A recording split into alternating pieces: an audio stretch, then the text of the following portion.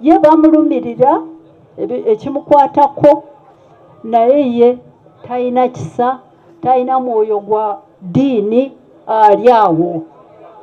So nze kambabuulire temumutya tujja musindika aveewo ajja kgenda ateeka okgenda. We don't have to fear him. He's not a decent human being. He does not respect anybody. Kambaweemu akagambo kamu naye ka luzungu sikamanyi mu Luganda. He's a narcissist.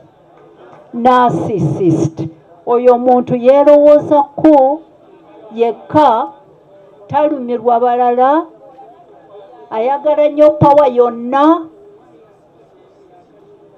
Ali simanyi mu Luganda lunnemye naye yoyo yennyini tulina okumusindika n'avaawo. Don't be afraid. Don't be afraid. Kaakati ensonga y'okusatu. Kantusookere ku truth. Amazima, obwenkanya n'obudde biri ku sayidi yaffe. Byaffe. Ye kyatalina, talina mazima, talina bwenkanya, ate talina budde buweddeyo. Obudde bwe buweddeyo. Oba ayagala oba tayagala, his time is up. Look at him, how old he is. 40 years in power. Before that, he was also a total leader in the bush. Amazeeyo emyaka yonna nga mufuzi ng'alya akooye omulaba yenna talina maanyi. Kaakati, let me tell you, there are 3 things about him. He is isolated. Ekyo baba kigamba batya. Aliyeka. Omanyi kubanga yafuuka dictator. Nakyemalira. Kaakati abantu bonna bamutya. So ye aliyeka tamanyi kigenda mu maaso. Ali awo ali isolated. Ekyokubiri, he is paranoid. Paranoid. Oba ekyo nkigambe ntya na lukoola. Ayina kaki? Nti akasunguwira.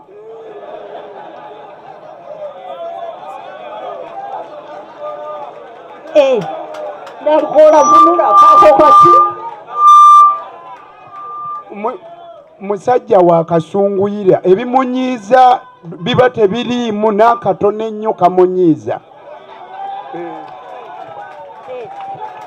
Ali awa ayina n'akatengo. Kyekyo kyennyini ayina akatengo. Kyekyo ekyo kyakubiri.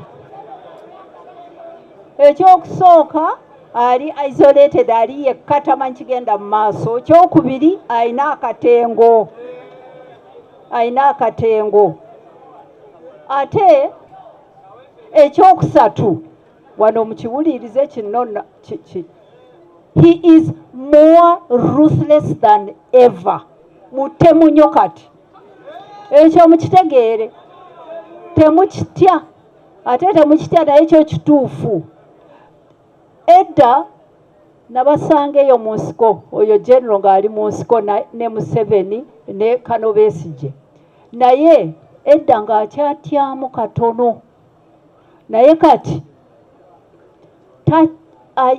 ali desperate. Ali desperate, ali ruthless.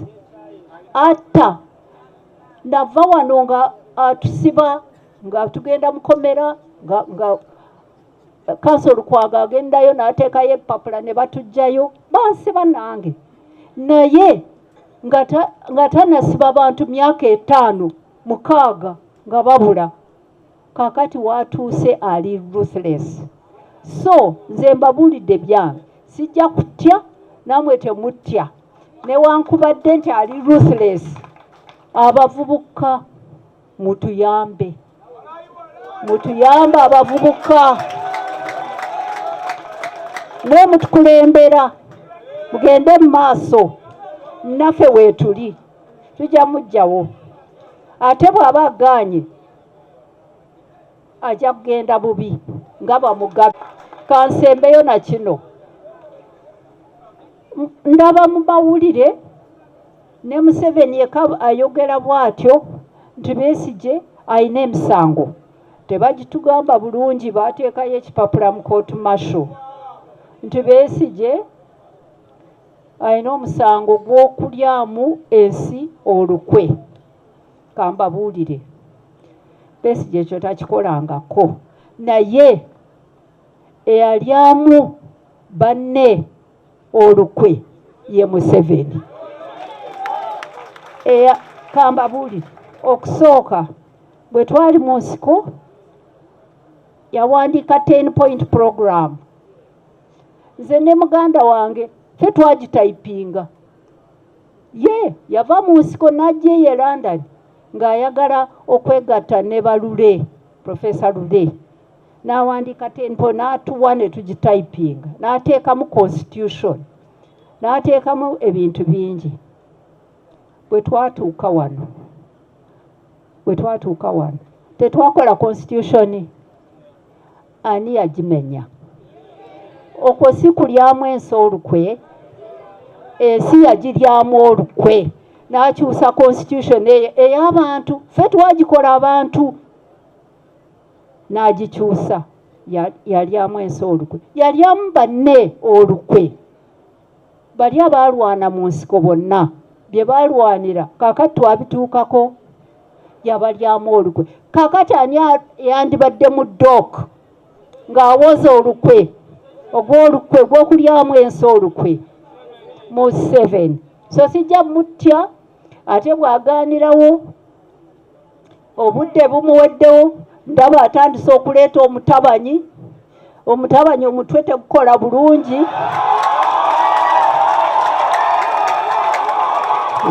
Siriibi.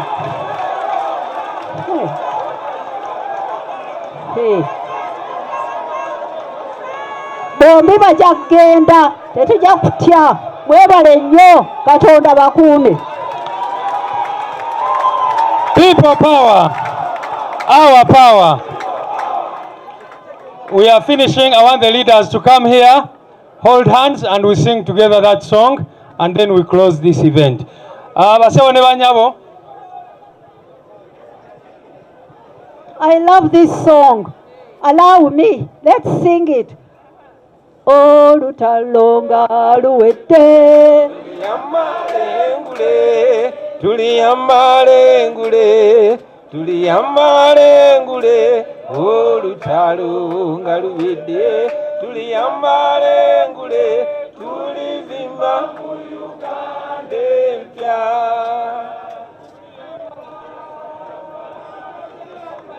Tuliyambala engule Masa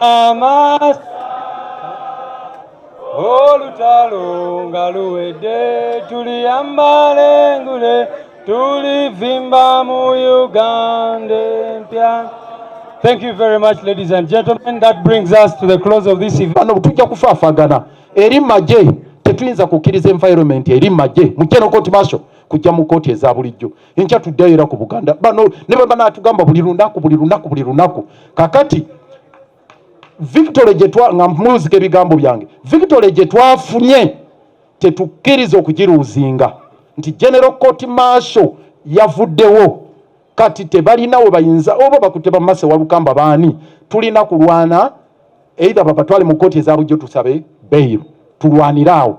So ekyo General Court Martial ffenna tufunvubire kireme okuddawo. Ekisemberayo ddala bwe bubaka Martha Karua bwatuwadde nti ffenna abali wano kyabuntu okubanga tweyagaliza ebifo byonna abamu bye tulimu abalala bye bagendamu na buli kimu, naye ebisonga ezo zireme kubanga ze zikulembezebwa. Tubeerenga ekikulembera olwaleero kwetaasaako lukokobe kubanga kubona ambition ne tutatuuka ne 220 mulabanga okumpi wano naye olugendo olukyali wano. Kana akaseera we tuli muno dictator wasinga okubeerera omubi era abagenda okukwatibwa okuyolebwa bakandidate mbabuulira bangi naye tugume tugenda kutuuka ku lyengedde. Nkakasa munda bo bennyini balwana nabo bennyini. Ekiddako ekigenda okuddirira bo bennyini kubagana bokka na bokka. Nalabye mu palamenti nga babula kwegwa mu bulago eyo victory. Naye bwe twongeramu amaanyi, bwe twongeramu pressure, bo bennyini bagenda kubagana bokka na bokka. Tulina okulwana olutalo olwo okwejjako olukokobero luno lwe tulina. Obubaka bwe mbawa ttiimu gye nkulembeddemu okuva Katonga mugirabye n'abalala abatali wano, ffe tuli committed ku kukwataganira awamu. Era y'ensonga lwaki mutulaba oba enkya tuli ku kitebe kya anti, oba Sadamu Gayira tuli ku PPP, oba tuli ludawa, ffenna kasita luba lutalo lwa kwenunula, ffe tetuli nkonjegere zonna. Sebo ne bw'otugamba tujje Magere tuwe tuba tusimbula, oba tuli Kasanga tewawona lebi bya nnyima, oba tuli ludawa, buli maka gaffe gafuuke enkambi tulwane olutalo. Ssaabasajja Kabaka awangaale, Omukama abankuumire. Olutalo nga luwedde tuliyambale ngule, tuliyambale ngule, tuliyambale ngule olutalo. Lwaki temumukwata? So they intend to intimidate you, baagala kubatiisatiisa mmwe. Temutya baganda bange, bumuli ngeri gy'osobola mubabuze emirembe. Omuwandiisi omu Spire yagamba disturbing the peace of the oppressor is a moral duty. Bano abantu okubabuza emirembe mulimu gwammwe mukulu. Mubabuze emirembe, mubaliise bubi ssente zaffe ze batubbako, temubakkiriza kwebaka. Mubanje abantu baffe, kumakya mubanje abasibe, mutuntu mubanje abasibe, ekiro mubanje abasibe. Bw'oba osimuse ng'ogenze kweyamba, sooka oddemu era obabanje. Put as much pressure as possible, because this is moral pressure, this is legitimate pressure. These people are not going to release our people if we don't pressure them. So please pressure them. Keeping united is also pressure enough. He invests a lot of money to divide us. Let us pressure him by sticking together. Bannange bulijjo njogera bingi nammwe, leero ngenda kwogera bitonotono. Njagala kuva waggulu nga mbasaba buli asobola okwekalakaasa mu ngeri yonna yonna gye weekalakaasa, weekalakaase.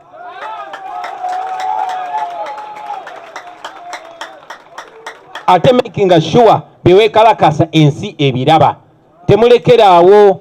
Make it very unattractive for the regime to abduct our people. Make it even more unattractive for them to keep our people in detention. Mulemereko, tubatekeko pressure, tubalemereko, lazima bajja tuwa abantu baffe. Ate temulekerawo. Let us pressure them more until Museveni goes, because the ultimate target is to free ourselves of Museveni and his drunken son.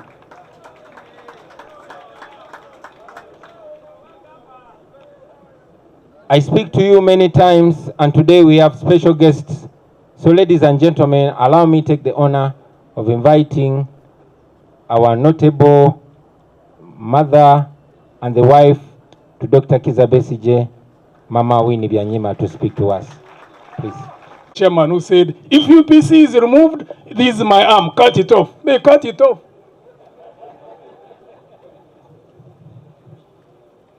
Change which is haphazard, you can easily become a statistic. Even when you are in government, actually you become a target.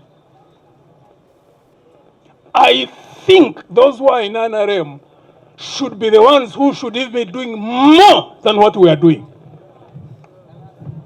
Aba bali mu NRM mu ndowooza yange be bandibadde nga bakola n'ebisinga ku ebyo ffe bye tukola okulaba nti enkyukakyuka ebaawo naye ebe ey'emirembe. Benyigire mu lutalo luno. Tetubasuubira kujja ku street bwe baba nga bayise ab'oku street kubanga sirowooza nti wali abalina obuvumu obwo. Naye kinnoomu oyo ng'ayogera n'ono, abasatu nga batuula, abataano nga batuula. Ayina omuntu oli mu magye ng'agenda n'amugamba, mwana wange waliko line gy'ota crossinga. Nibo baba nga bakuwadde orders. Mutabani wange, muwala wange, omuliraano ogenda mukuwumulira n'omugamba ebintu ebituuse eggwanga lye lisinga. Oli member wa parliament, oli LC5, oli LC3.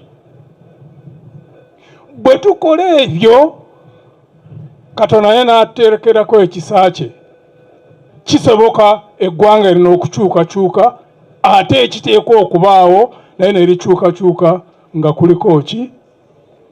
Emirembe. Kyensembyayo ng'abakulembeze balangiridde actions zonna ezinaaba nga zibaddewo, tutegeregane ku kintu kino kubanga oluusi kirimu obunafu nakyo. Abantu engeri gye bali wired tebafaanagana. Kati wano waliko abantu bogamba nti tuve wano tugende kimu ddala ku poliisi central anaafaafe.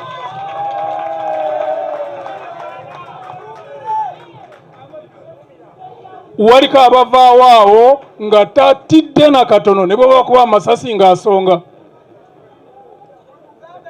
Naye waliko abalala atasobola kukola ekyo, naye ng'asobola okutuukirira omuntu omulala, oluusi wa magye, oluusi wa poliisi, oluusi member wa parliament, oluusi LC5, oluusi LC3, era n'amukyusa mu ndowooza, ate nga nakyo kintu kikulu. Wali oli asobola okuwa ssente nga waliko bwe bakutte bali mu makomera, essente ziyamba family.